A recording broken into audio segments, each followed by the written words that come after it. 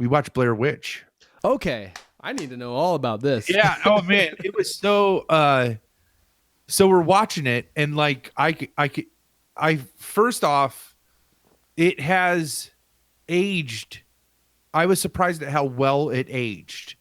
It is one of those movies that it is dated. It's instantly dated, just because cell phones would have solved their dilemma. Oh, like yeah. instantly. Yeah. You know what I mean? Like That was pretty close to like the cusp of when that change would have happened too. Yeah. And so like the cell phones we have now would have instantly, like, it would have been like, well, there's no way that would happen.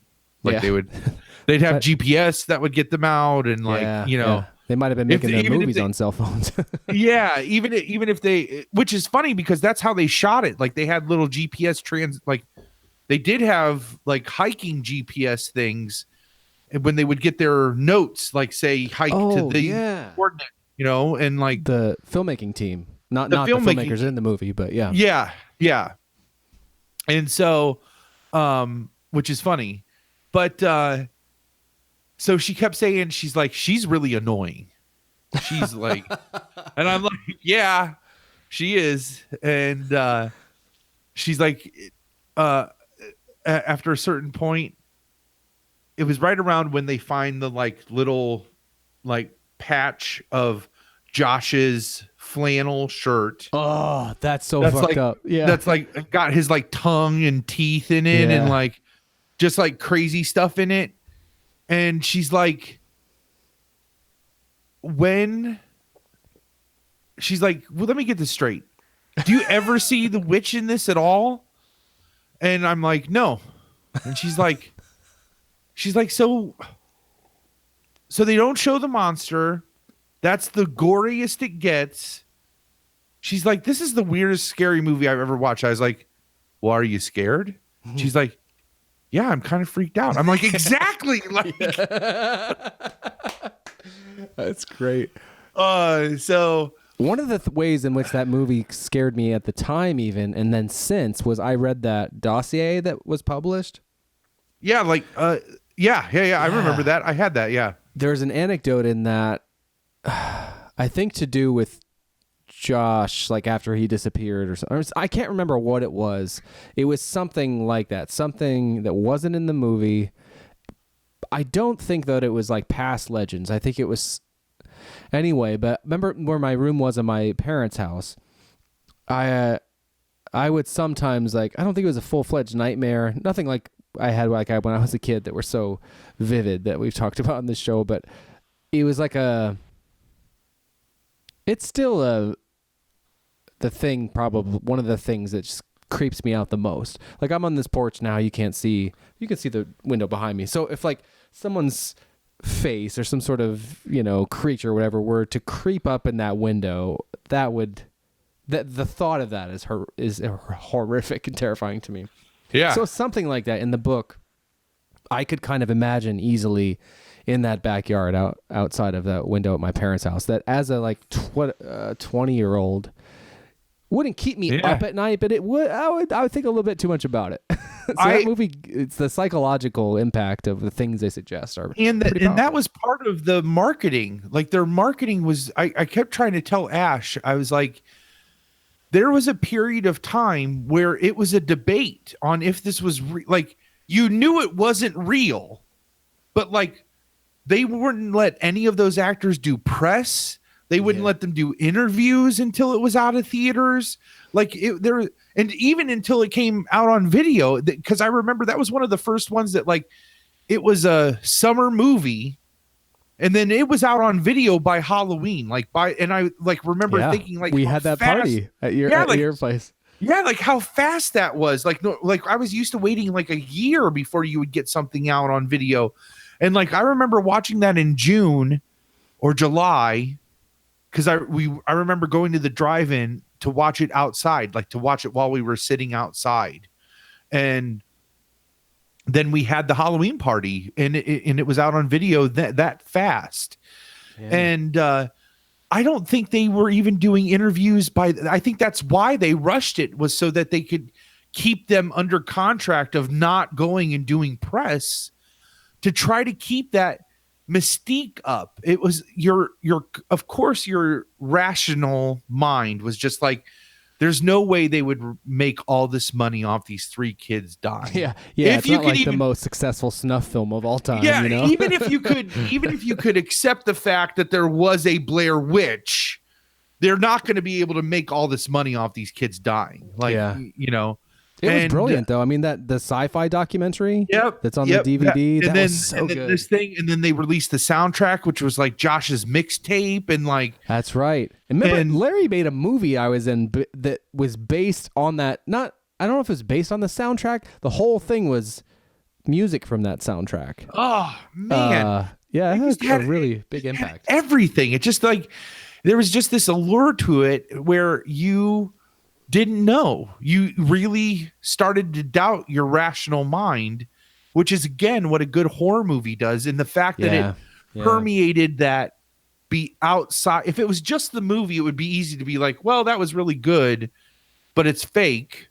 Right. But the fact that they were able to go outside of the movie and hit it with the sci-fi special, hit it with that little book, because the book is written like they found the footage and like, that is, you know, it's like the sheriff's log or whatever, right? Yeah, and it's all these like documents. It's like almost like like Dracula or something, but you know, where Dracula's written from, like supposedly found journal articles and all this, and newspaper articles. Yeah, there's a term for that kind of a literary document. I can't think what it is. Stephen King does that at the end of a lot of his. Especially the early ones, Carrie and and it just that I think it was that whole experience, that whole like 4 or 5 months of just like, I don't know, like you know.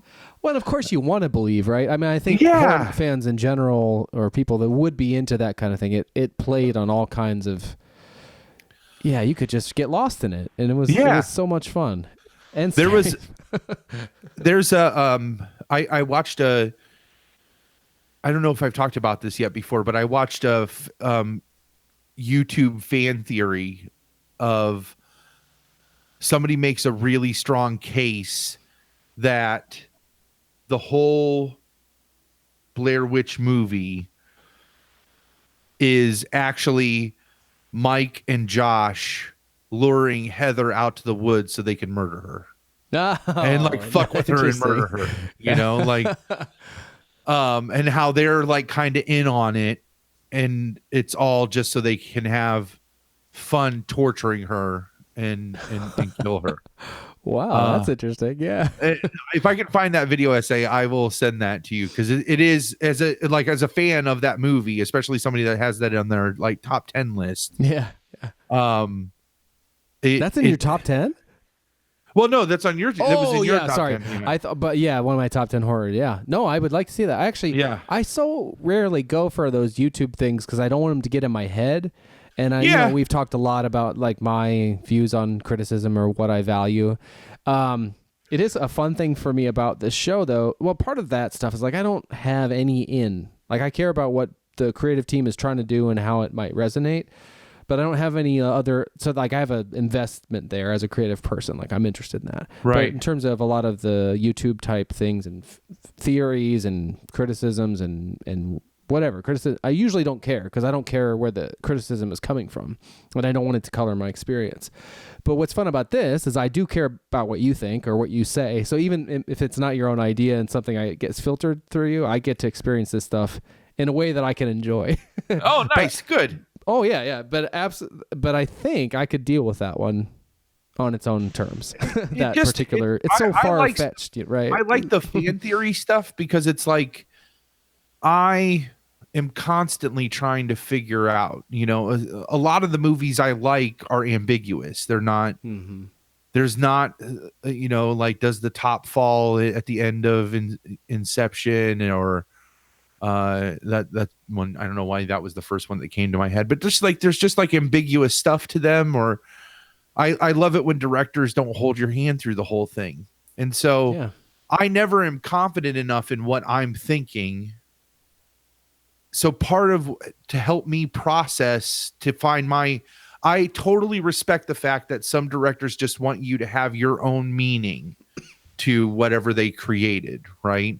They want you to find the personal connection to it and you figure it out for yourself. And then that's what it is. I don't have enough confidence in what I'm coming up with. I don't consider myself smart enough or whatever to have that. But listening to other people's theories and ideas, I might just be like, even if I refute it, if I'm just like, well, that's bullshit, it does help me think about it and help me come up to my own thing with it, Yeah, and that's what I get to enjoy. Where you ultimately come to, I get to experience the synthesis of it all. Yeah. Plus, your ideas are better than you think, but I understand the innate thing of maybe not trusting yourself or whatever the reason that causes you to seek that stuff out. I'm guessing you enjoy it, so that's all good. Oh, absolutely. But your ideas are better than you give credit for. I mean, I know they are. I even hate saying that. Like, I know they are. Like, ooh, of course they are.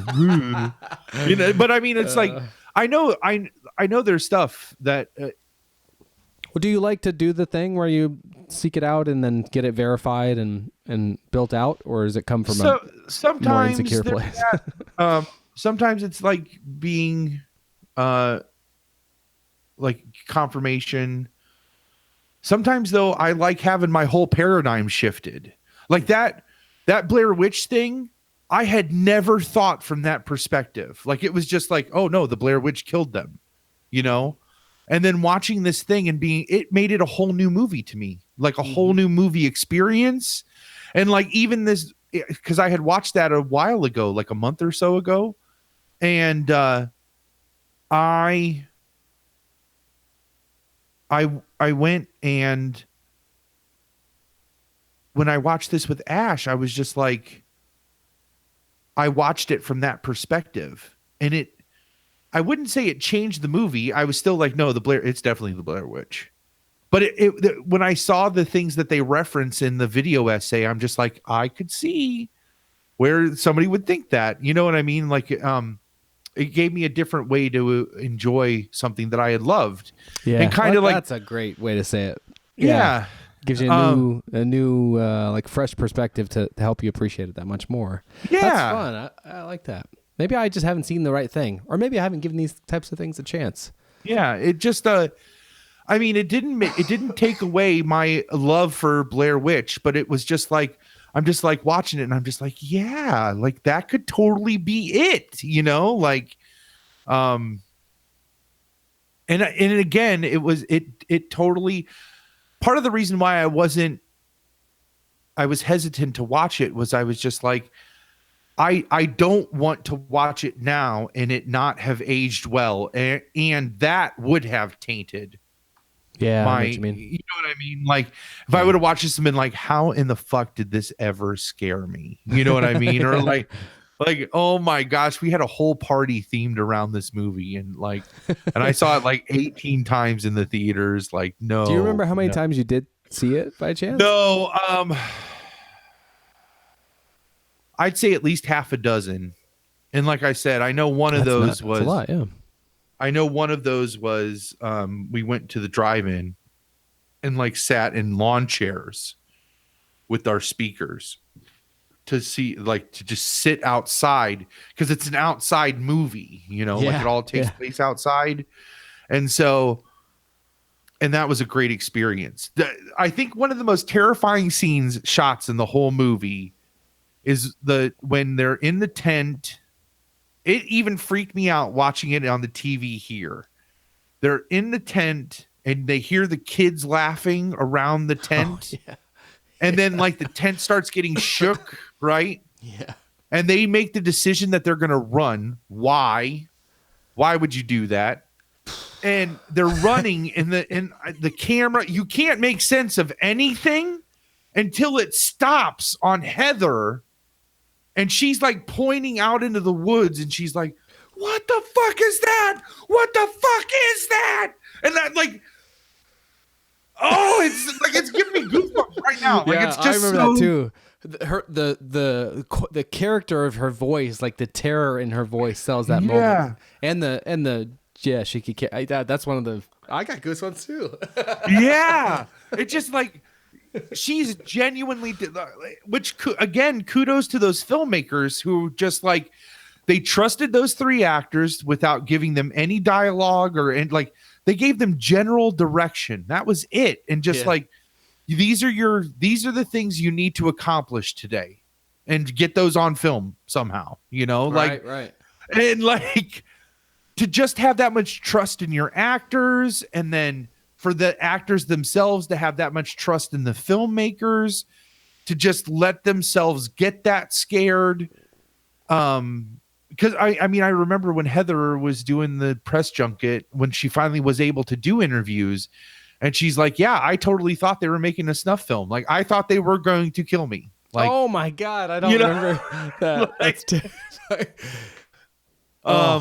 yeah, I do remember them. Well, no, the actors aren't on the commentary, but I do remember them talking about like being genuinely scared a lot at some of this stuff, which definitely reads. Yeah. So I'm surprised that there isn't more, because can you imagine how much footage there must have been? Oh yeah. And it's a pretty short movie, but none of that is really surfaced. They had like extra stuff. I feel like they put extra couple scenes on the VHS or something. Yeah. Not even the DVD or something. But I mean, you got to think though, I could be pulling this out of my ass, but I'm pretty sure there was somewhere one of the filmmakers was talking about how like we had to go through hours of garbage. Like if there was a lot. That's what I suspected, is that they haven't shared extra stuff because the extra stuff isn't worth sharing. Yeah. Like I really feel like we got like the cherry picked version of like just hundreds of hours of garbage, Yeah. And this is, I don't know if this is true. This is, I have this thing in my head or memory that maybe the movie that came out wasn't necessarily their initial intention to be like the whole thing, but rather it was going to be a component of a larger like fake documentary. I could be wrong about that. Because if you maybe no, I don't know. Maybe that's completely wrong. That would make sense. I think it'd be fun in this episode to do the Dreaming Out Loud archive outro segment. Ooh, that's tough to say. To put the Blair Witch Party. Maybe not the performances, but certainly like setting up.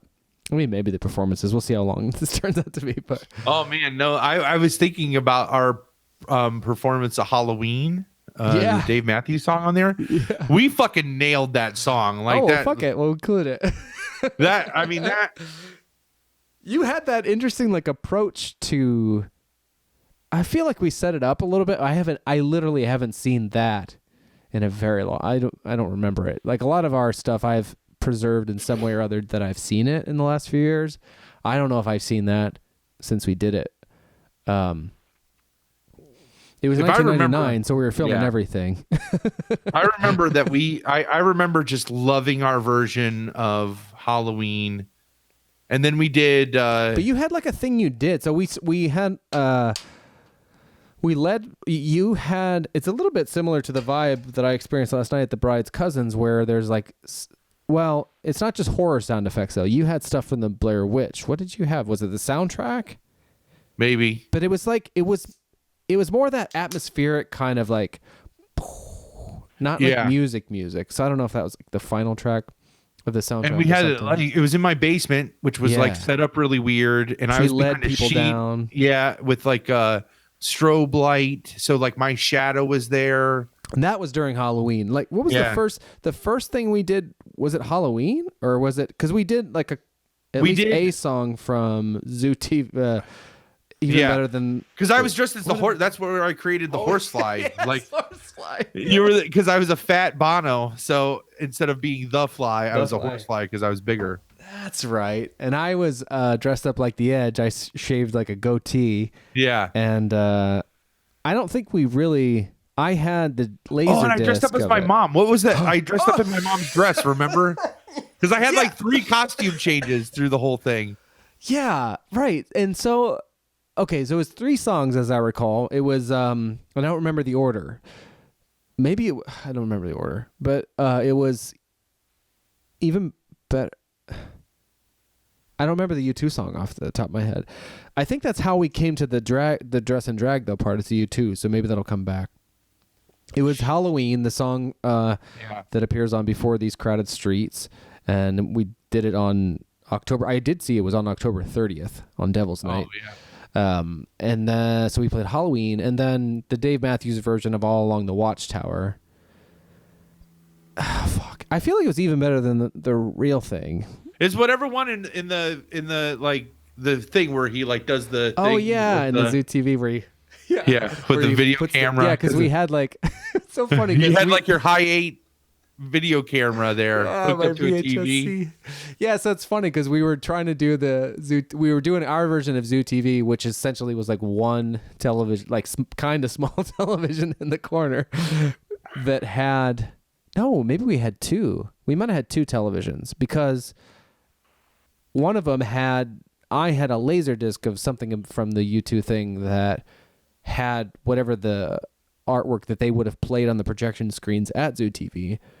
So I was able to intercut that with, me holding the camera on myself like Bono would. But I never did a Bono. I never dressed up like Bono. No. You were Bono. That's right. You were the horsefly. Yeah. And you had the shades, and you were dressed up like Bono, and you held the camera on yourself. That's right. Yeah, and I like fed it. I like ate, like pretended to eat it, just like he does on the stage. Like, because you were like, oh my gosh, you have to do all this stuff. I had not even seen that show, and I got it from because I was working at Hollywood Video at the time, and they had it. So I watched, and like we watched that. And I remember studying that and like got all his moves. You did it great. It was a kind of a hot kiss to the camera. Yeah, man, that was a great. I have pictures of that somewhere. Do you really? I don't know. Yeah, that would be cool to share. I mean, this is becoming a little bit long walk, short drink. Remembers Blair Witch. Yeah, it is a bit. There's a thing though in that era of U2's career, like Zoo TV was quickly followed by Zooropa, which they kind of continued to tour in the same way that they recently, while they're still finishing it up in Europe, when they did Innocence and Experience, it's kind of a continuation, like a same vibe. Like when they re-released or did the real commemorative edition of Actung Baby, they just included Zooropa as part of it. They weren't, it's kind of all part of the same thing. But by the time you get to Zooropa, in the liner notes of Zooropa, to distinguish one Bono vocal style from another, it's as though like someone else was singing it and they're overlapping. They had in parentheses fat lady voice, which was kind of a high, like in I'd be in The Fly, but my voice is fucked up, but I'm just gonna try it. So it'd be like a love shine like a burning star, you're falling from the sky tonight. It's funny. Anyway, but so it's the high part. So it's the fat lady voice. So somehow for us, that led to you dressing like in a dress, wearing my crow wig. I was wearing your crow wig and my mom's dress to do that kind of high singing. Yeah, and when I asked her if I could wear it, she's like, "Just be careful because I want to be buried in that dress." Holy fuck! She wasn't, by the way, but that's what she told me. Like that's my nice dress. Because it was a black dress, right? Because we were. Oh my god! Yeah, and you had you look cool that night. You had the horsefly thing and a rockin' beard, and you were working at the I wanted to call it a factory, but no. Oh, but had you worked at the iron plant? I haven't worked at the iron factory yet. No. Well, that would have been. You looked in iron factory shape in this. Oh man, I need to get an iron factory shape. Shit. That's a very specific thing, but yeah, so we put together, and then I think it was, I don't remember. Anyway, I'm excited to look at it, but I remember we kind of put it together in the style of Blair Witch, a little bit like quasi-documentary style, and then it led into this excuse to play music, and And be silly. So what's your let's hear your sick rant. What's it, because you're a big coughing I this want to whole say time. that, but before I need to know what Ash thought like of the end of Blair Witch. Like that. Oh, thing. I was like, so what did you think? She's like, that was really good. She liked it. I kind of dozed a little bit. Which I'm sad to admit, but I kind of dozed off a little bit. And I woke up to her being like, where the fuck did the house come from? Like, That still creeps me out. All of a sudden they're just in the house. And, but that final shot, was she floored by that? Like we all were at the time, or not necessarily? She saw him there. I think what was more poignant for me was where she was just like, so there's no witch. Like, when are they going to show the witch? And I had to tell her they weren't. And she's like, so you don't show a witch the whole time. And I'm like, but are you scared? And she's like, yeah, I'm kind of freaked out. Like, I'm like, that's exactly right. That's why it's so good.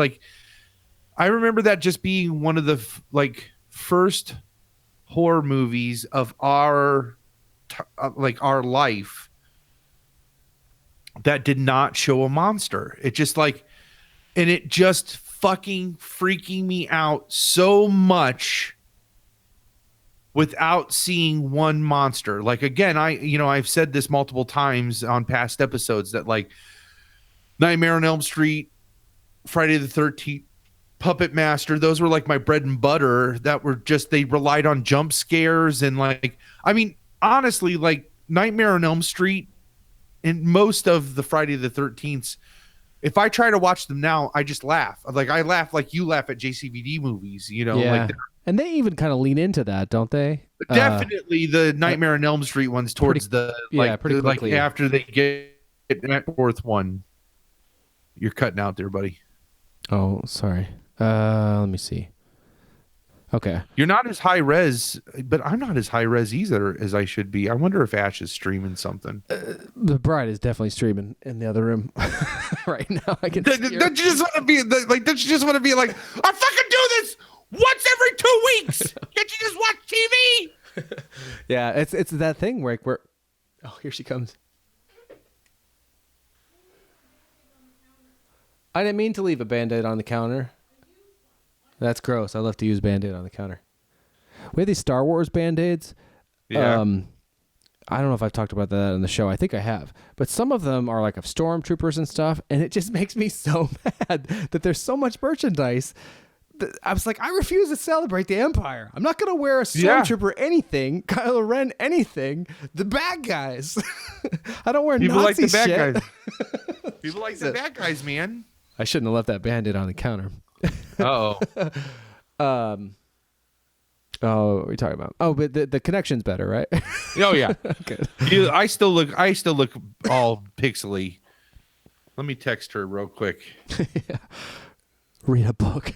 Oh, but that was what I was gonna say. It's tricky now because we're so used to constant everything. I walk around listening to podcasts on my phone always. Yep. She loves her iPad, and she's probably streaming MSNBC right now.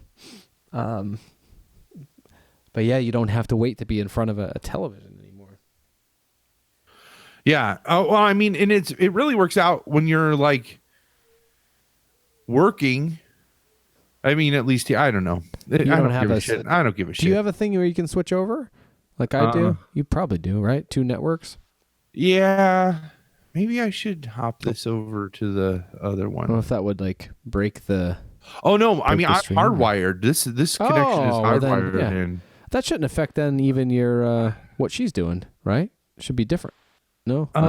It depends on if the host one is wireless, but if I switch that, then we'll end up losing this. I don't want to risk losing the video feed.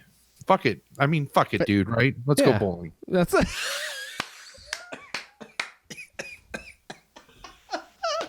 Fucking A. So my sick rant it has to do wrap you can wrap you want me to see up. if she'll come up here and give her quick what's your that'd be fantastic. Yes even if it's only 2 words, that'd be a great little cameo. She liked Halloween. She's like, it wasn't bad. She made it that's, through it. That's a tough sell for some people. And Bride it didn't see is, it till later. Her cousin, who didn't like anything that ages. and it's like one of the first like slasher movies, right? Like, Yeah. like that, like where you have this like unstoppable force, and like how are these teenage kids gonna like combat it? She did say because the reason she watched the original Halloween was because she might have wanted to go see the new one with me. Mm-hmm.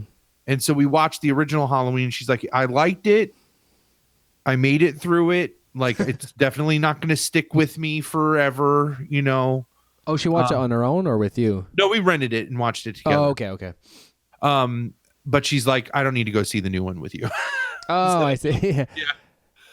I didn't see that. I saw a lot of things like that right around when I was like 18 and old enough to like drive to Worcester Library and get laser discs of them.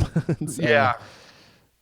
But I liked it. I appreciated it for what it was quite a bit then. Yeah, it's weird. Like I was all about the Universal monsters growing up, which are not scary. And Right. I was not allowed to watch things like Friday the 13th and anything like that.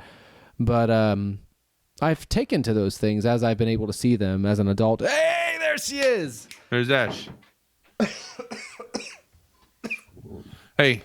Hi. You want to catch your breath? You sure? Yeah. Okay. What Dave wants to know, what your thoughts on the final, like, did the final scene freak you out in Blair Witch Project? Where she like runs into the house and runs down into the basement. Yes, very much. Very and, much. like Mike's in the corner. It was weird.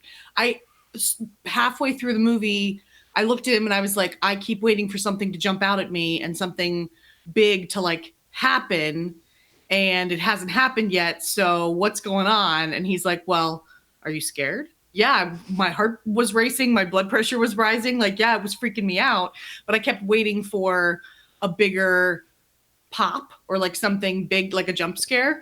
And that never came. And so that startled me that never happened. But yes, the ending supremely freaked me out. So that you can hear Dave in case he talks. And I think especially because I kept wondering, like, I kept flipping between like, oh, this was planned. This was like, they knew what was happening to know it was like, my brain wasn't really sure how to, because I had heard that it was like a pre-planned movie and like they knew these were actors. And then I had also heard that like, I remember when it came out that the movie came out and people were talking about it being a real documentary. And so my brain was very confused watching it of like what to believe, what not to believe, and like how serious to take it. And so it left me on that edge the whole time. It wasn't the scariest movie I've ever seen, but it freaked me out. Like there were so many situations that I would never put myself in. I would never do that. I would never like go into those situations because it just freaked me out. And like, we like to go camping, but the idea of going camping right now, I don't know that I could do it. Yeah, I didn't go into the woods for a long time after that. He said he'd go to the woods for a long time. Yeah. Thanks, Of course, babe. we all know I'm a hiker now. Yes, thank you. Good rest of the show. I love you. I love you.